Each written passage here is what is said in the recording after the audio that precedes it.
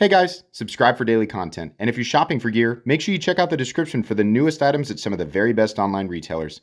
There's also links for some of the items that I personally recommend. Thanks! What's going on YouTube? Metal Complex here, and today I'm going to be sharing with you guys the top 5 knives that I have carried the most over the last month. It's been about a month since we've done this video, and as you know, my rotation can change a lot or a little. It's weird being a knife reviewer and also an enjoyer of knives and wanting to carry stuff that I like outside of my review rotation. So I will link everything down in the description so that you guys can check it out if you want. Some of it's available, some of it isn't, but I'll link it anyway. It does help my channel when you use those links, but that's entirely up to you. Thanks to my patrons for supporting me. Starting off here, we have a tie for the number 5 spot. Obviously, I'm still carrying the Porcupine. This is a winning EDC. This so far is probably, at least one of the greatest budget knives of knives. Did I just say knives? Oh my God. Knives is the plural form of knife, which is spelled Knife. I need to make sure that I say it correctly if I'm going to preach how to spell it correctly. Anyways, the Porcupine is one of the best budget knives of 2025, and in my opinion, it's one of the best budget knives ever. Vosteed, you need to make a bigger one. This is great. It's an awesome knife. It's very compact and ergonomic. It's wonderful. I love it. I would just die for an 8¼ inch version of this. Please. That would be cool. People will tell me that's called the Psyop. No, I want this. I want the Porcupine at 8¼ inches. Anyways, this is tied, with, weirdly, my Microtech Scarab 2 Gen 3. I love this knife. Sometimes it sits for a long period of time and just doesn't get carried, right? And then sometimes it gets carried a whole bunch. He doesn't use that knife. He's just trying to say that oh, never mind. I love using this knife. I got no problem using it. Now listen, I'm not going to take apart my lawnmower with it. But as far as using it for, cutting tasks and things like that, yeah, I don't really care. Like I will use this knife. It doesn't bother me. And it's also super reliable. It's also really expensive. I mean, that's the downside to people looking at this stuff, is this is a ridiculously expensive OTF. It's a $500 knife, but I love it. It's just one of my favorite OTFs ever because it is so big and chunky, and that switch is so awesome. I just really, really like it. I also like the look of it, like the newest ones with like this one line down the back. It's nice. As big and ridiculous as it is, it really isn't that difficult to carry. It doesn't really feel like it's taking up a ton of room. I don't know why. Like this versus when I carry my full tie XM18, the XM18 just feels enormous, and this doesn't. I'm sure that it's psychological, but yeah, it's a really fun carry. So these two have definitely been kind of carried about the same. I'm cheating and putting 6 on this list, but when I thought about it, I was like, they're about the same, right? They're both really cool in their own ways, but those are my number 5 spot. Coming in at number 4, which has been in my pocket pretty much every day, almost every day since I got it. You guys saw the unboxing about a week ago, and that's the EMP EDC Nimble X. As I have stated many times, it feels like this knife was made for me. It has all of the things that I prefer in a pocket knife. It has the right choke up spot. It's got the opening hole. I love the fact that he managed to put a flipper tab on this and then have it disappear so that it doesn't create any sort of ergonomic cramping issues in the choke up position. That's always been my issue with the XM18. That's why I love the non-flipper version. It's also the reason that my own Excalibur does not have a flipper tab, but EMP EDC figured out a way around that and put one on here anyway. It's very, very cool. It also has a hollow ground MagnaCut blade, hardened to 63 to 64, which is epic. I love the diamond texturing. I think this is still available. I can't remember if they're sold out or if they're still, I don't know. I'll have it linked down in the description, but this knife is awesome. I am a huge fan of this knife. It is, I mean, like you look at it, it's like, that looks like something that Metal Complex would like to carry. Yeah, it's been awesome. I think that this actually will continue to bump up the list for a little bit. It is extremely good. I am super happy with this knife, and it is very, very recommendable. I love the full size, full titanium. You got a few different options, but it's just excellent. Moving on here, to nobody's surprise, the Shark Cub is absolutely still one of my favorite knives to EDC. That DLC, if you guys remember past episodes, right? This doesn't even look like I've been carrying it. That's because I recently cleaned it. It's had some nasty blemishes on it for months. And I finally was like, I should clean that and see how the DLC's holding up. Just fine. This is an awesome knife. It is one of the most legendary EDC pocket knives to ever exist. I don't care if you want to get the super premium ultra titanium version or you want the OS 10 and plastic one, whatever, or anything in between. This knife is incredible. That opening hole where it's kind of like wider and then it tapers off and gets smaller, it is so perfectly done. This is second nature to manipulate. It has the ultra strong shark lock. It is just ridiculously convenient. I find this particular blade shape to be the best. I use this thing all the time. It is so good. It is the type of knife that I can simply reach for, and I know that it's going to excel at essentially anything that I choose to do with it. It is incredible. If you don't have a Shark Cub, there are only a handful of knives, despite what you might think by watching 1 to 2 minutes of my content and then leaving before you get to the conclusion of my reviews. I know there's people going guilty. Context. It's so important. You have to understand to truly understand what I think. You gotta listen. I get to talking. I turn a 5-minute video into a 20-minute video. Yeah, I do that. There are only, contrary to what people think that, I just recommend everything. That's definitely not true. Anybody who watches my videos knows that's not true. There are only a handful of knives that I truly recommend to everyone. A lot of times at the end of a review, I'll say this is a recommendable knife, but it's for this group of people. It's for these people looking for specifically this. And then I'll say, and then for everybody else, no, I recommend that you look, in this department or this department. There are only a handful of knives in existence that I actually say this is a knife for everybody, right? Like the QSP Penguin, for example, or the Spyderco Para 3, right? These are like legendary EDC knives, and I have these in various price ranges, right? Eventually I'll update my top 20 or top 50 greatest EDC knives of all time, and try to include knives that I'd recommend to everybody. But this is one of them. This is one of those knives that I truly believe is quite literally for everybody. Now, there's going to be people saying I had one and I didn't like it because reason X or reason Y, and that's perfectly fine. It's not going to make everyone happy, but I do recommend it, generally speaking, to everyone. I think that the majority of people who try this knife will end up liking it, and then a smaller percentage, the minority, will end up not liking it and preferring something else. There's also plenty of people who like it and probably just don't think it's as good as I do, but I think it is exactly excellent. I think it is an evergreen knife, and I think it'll remain that way for a while. I would love it if they would contour these scales and do some contoured, titanium and aluminum. I'd love that. I don't know how limited they are. That would just be really, really cool. But in this current form, it is excellent. Moving on here. I feel like people could have seen this coming. You're going to get the review of this knife. So this is the Kaiser Drop Bear 2 with the button-operated compression lock. Now, you guys might remember my unboxing of this. They sent me two. The other one had really weak lock bar tension, and I said it's going to cause it to disengage, and it did. This one did not. It's all on camera. I tested it and everything. So assuming Kaiser has their lock bar tension figured out on these things, if the vast majority of them are like this one here, this is incredible. So this is in AEBL.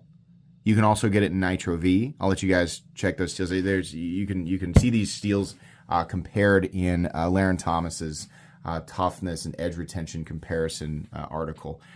So they're kind of similar. AEBL can maintain pretty good toughness, like up to a fairly high HRC. And I think AEBL is traditionally used a lot in fixed blades, but I'm not a professional on it. But you can see kind of some of those basic stats.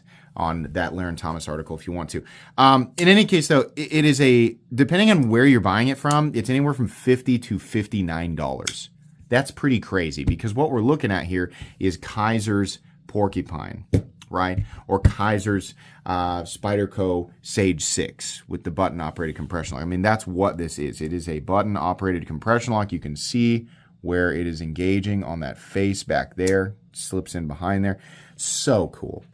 This is such a compact knife, and it is ridiculously comfortable. What this has over, for example, the Shark Cub, the edges here. Has subtle contouring. The edges are so wonderful. Now, the base version of the Shark Cub in the injection mold plastic does have that shaping, and it actually it makes it more comfortable than some of the more premium versions. This has that, and then it has the jimping in the right spots. Oh, I love that. Nice, reasonably thin edge. The button's easy to press. Nice clicky detail. That's the nice thing about a button-operated compression lock. So many people online who are confused, thinking that these button-operated compression locks are exactly the same thing as button locks, and they are not. I don't know. I doubt anybody here is going to have any trouble with that. But a button lock, like on this Pyrite, which is a good knife, that cylinder locks in behind the tab there. Now, these have been known to not hold up very well when there's pressure on the spine, at least not nearly as well as something like this.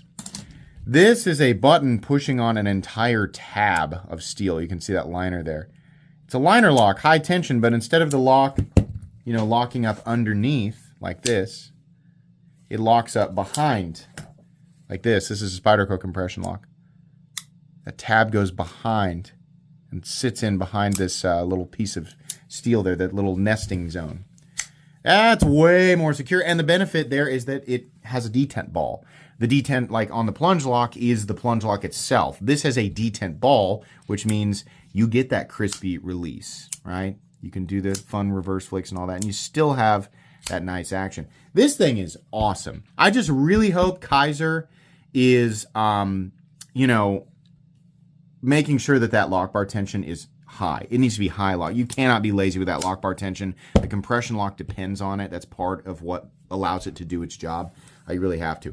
Just like the Porcupine, Kaiser, make a Drop Bear 2 XL. Make a big one and keep the locking system in it. And make it part of the budget thing. Like, make it like the Vanguard or whatever. And then make a premium one, too. These compression locks, I don't know why they're not everywhere yet. They should be everywhere. They should be on everything.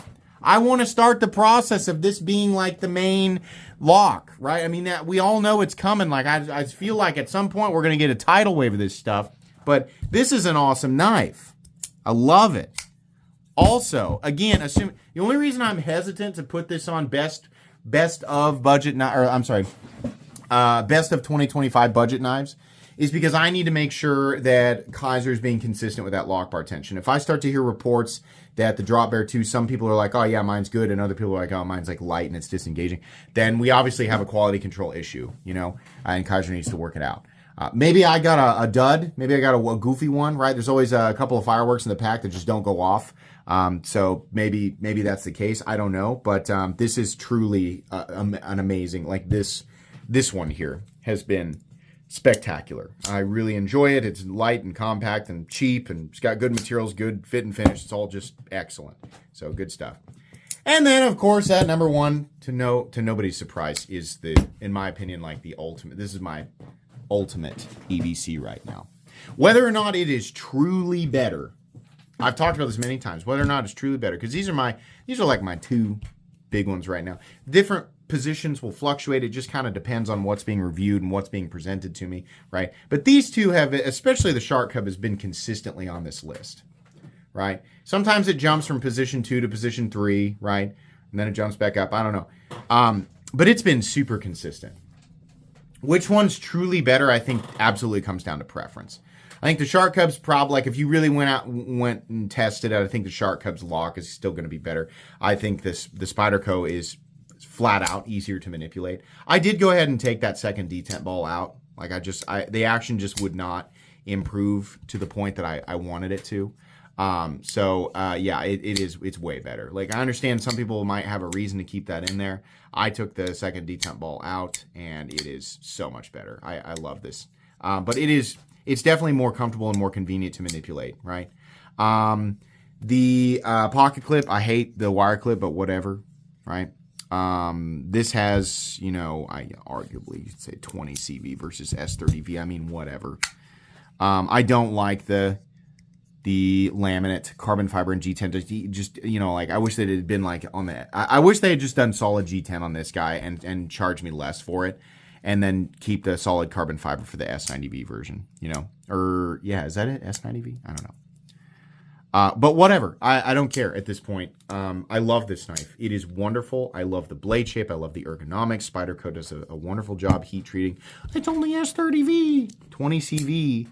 Duratec 20 CV is pretty old, guys. Look up the dates. I always say that because I ask people and they say, what would you, I say, what would you want instead? After saying S30V is outdated. So a lot of times, half the time, the answer is 20 CV. I'm like, well, you don't know what you're talking about. It's okay to prefer that steel. What I'm saying is if your reason for not liking S30V is because you consider it outdated, then you need to research how old some of your preferences are, right? That doesn't have anything to do with performance. That just has to do with this, like, sort of, like, arbitrary... I don't want to get into the weeds of it. But I love this knife. It is so good. It's a $200. The base price of this is $200. Realistically, it's a $150 knife. You're paying a $50 Spyderco tax. We're gonna have some goobers going, that knife should be $50. Well, it can't be. That's not how that works. You're not gonna get Taiwan manufacturing, which is not the same as China manufacturing, by the way. You're not going to get that. You're not going to get S30V, and you're not going to get it heat treated properly for $50. It's not going to happen. Realistically, $150 knife. I'm happy to pay. I would do it again. If this was gone, if I lost this, I would immediately turn around and spend $200 again on the Sage 6. I think this is one of Spyderco's greatest creations. It is excellent, and it is absolutely on my top 10 best of 2025 list. I mean, it's just exceptionally good. That's going to be it today, guys. Links for everything that I am able to link down in the description. We have the Spyderco Sage 6. We have, of course, actually that's in the number 3 spot. In the number 2 spot, we have the Kaiser drop. What have I been calling this? Have I been saying Drop Bear 2? Like, have I been saying the right thing? Yeah, there we go. Drop Bear 2. It's right on the blade. Oh, there is a good reason to have it on the blade in case Metal Complex forgets what the knife is called. Drop Bear 2 in position 2. In position 3, we have the Demco 8020. The Demco Shark Cub. In position 4, we have the EMP EDC Nimble X. And in position 5, we have both the Porcupine and the Vosteed Porcupine and the Microtech Scarab 2 Gen 3, which is definitely the oddball of the group, I'd say. That's going to be it. Thanks so much for watching. Please make sure to follow me on Instagram at metal_complex. If you enjoyed this video, leave a like. If you'd like to check out my other content, I do, of course, have lots of videos of knives that are either expensive or inexpensive that I do or don't like, so check those out. And if you enjoy all my content, go ahead and click on that Metal Complex logo right there and subscribe because there's definitely more coming. Thanks again for watching, everybody, and have a great day.